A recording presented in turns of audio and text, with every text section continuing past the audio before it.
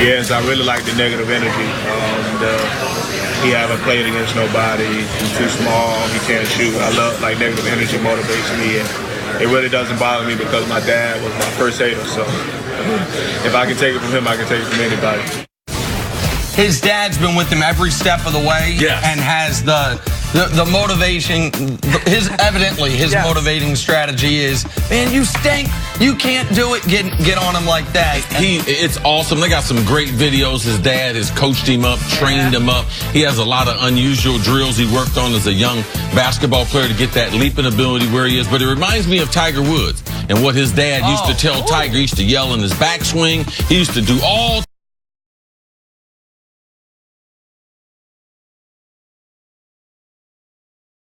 types of stuff to Tiger to make him concentrate. So Tiger did the same thing like Ja. Or remember Kevin Durant when he won his MVP, talking about his mom waking him up in the middle of the night, saying time to do push-ups, time to run hills, all those things, which when you turn into one of these players, it's a great story. If you end up working a regular job, you're like, man, my mom used to wake me up in the middle of the night. Yeah, that's called make me do push-ups. It's like, it's a very different a fine line. It's but when you go from Murray State to the #2 pick of the draft, it's a great story. Can't wait for going after the hater.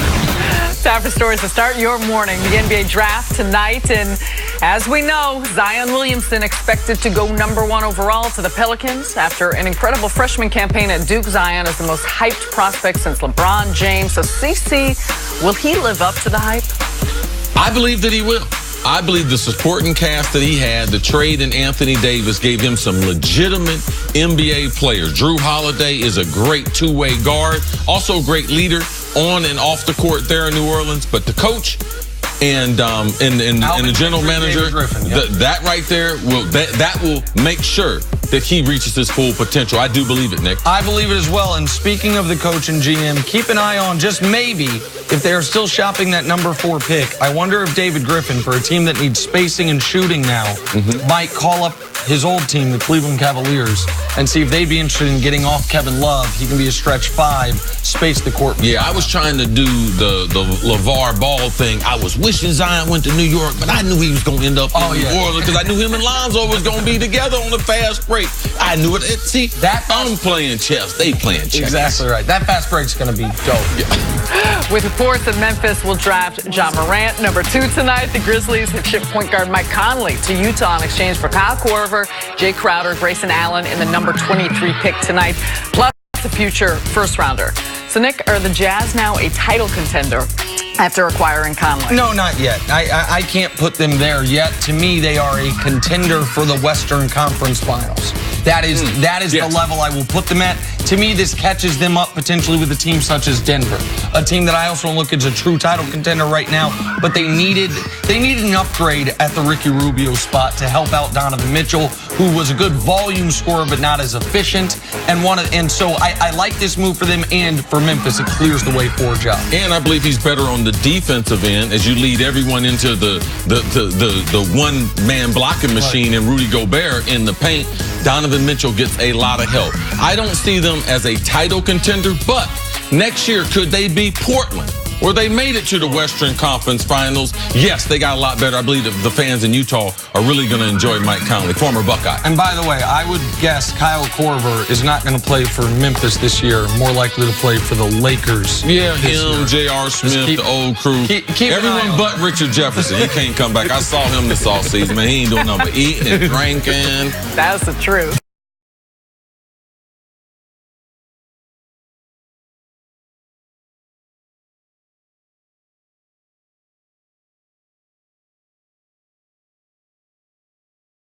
Staying in the NBA, Bucks forward Chris Middleton will officially be a free agent after declining his $13 million option. Middleton is expected to demand a max contract. Nick, do you think he ends up, though, back with the Bucks? I think he should. I think he will. The Bucks won 60 games. They were up 2-0 on the eventual champs.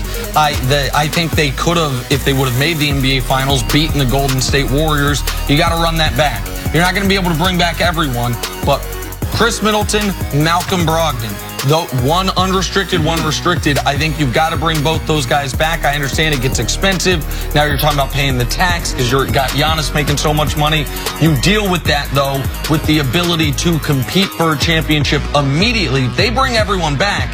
to me, they are the clear-cut favorites out east if Kawhi leaves Toronto. Yeah, especially. And that's what happened to Middleton. What happened to him in the playoff? Kawhi. Yeah. What happened to him in the playoff? Kawhi. But he did. He had his best season, especially during the regular season, all-star this year. And what's best for his career is right next to Giannis. I wouldn't want to play another basketball game without Giannis being on my side. They have something special there in Milwaukee. They got just close enough. Man, don't give it. Don't go somewhere else and try to rebuild that. But Brogdon's important and Middleton's important as far as them. They are the favorite in the East. Finally, let's talk about the Celtics, who are in a state of flux after a disappointing season and an early playoff exit. Chemistry issues and locker room strife seem to hamper Boston throughout the year, and that can reportedly be traced back to Gordon Hayward. Reports are saying that Brad Stevens force-feeding his former Butler star, who was coming off of that serious leg injury, bothered many of the Celtics players. So, Nick, who is most to blame for the Celtics situation? I don't want to not answer your question, but can I defer on that just for a moment? Because this is something you talked about during the year. That when you have that, and this is where the experience of having been in the locker room is so valuable. So I want to defer to you on this before we get into the blame part of it, which is guys know who's winning in practice. Guys know who the best players on the team are. And if a coach, even if his intentions are good, which I don't think it was because Brad Stevens has known Gordon Hayward since he was 17. I think it was, this guy's important. He's our highest paid guy. He's coming off an injury. For us to reach our potential, we need to get him back to full confidence. We're going to force feed him. But guys, you talked about during the year, guys in the locker room aren't hearing that, thinking that, seeing that. They're just saying, I'm busting his head in practice. You're calling plays for him. And that can cause strife throughout a season. And a lot of times the coaching staff, they become a double standard, because you see a lot of the players, man, they're smart. They realize if I go to Boston, Gordon Hayward's there. Man, Brad Stevens recruited this kid over 10 years ago. He was a 3-star recruit, went to Butler. Every game he started, Brad Stevens was the head coach there, 69 games. Man, they got a lot of intel and everything. Gordon could have went a lot of different places. Man, Cleveland. Yeah. He was signed up to go to Cleveland free agency before, and then LeBron came in and took the spot for him. Yep. Right. So now he ends up with the guy who recruited him. And if I'm in that locker room, you start hearing things like, oh, man, he's getting a special treatment. Oh, man. And when they criticize him, when you watch the film together, or the coaches criticize him with the same intensity which they criticize the other players on the roster. And it eats away. Sarah, you know this. You start to be like, man, they're treating him a lot better than they're treating me. And like, wow, if I had an injury like that, would they be as patient? Would I be a starter? Would I be getting those minutes? And the truth of the answer is no, you wouldn't.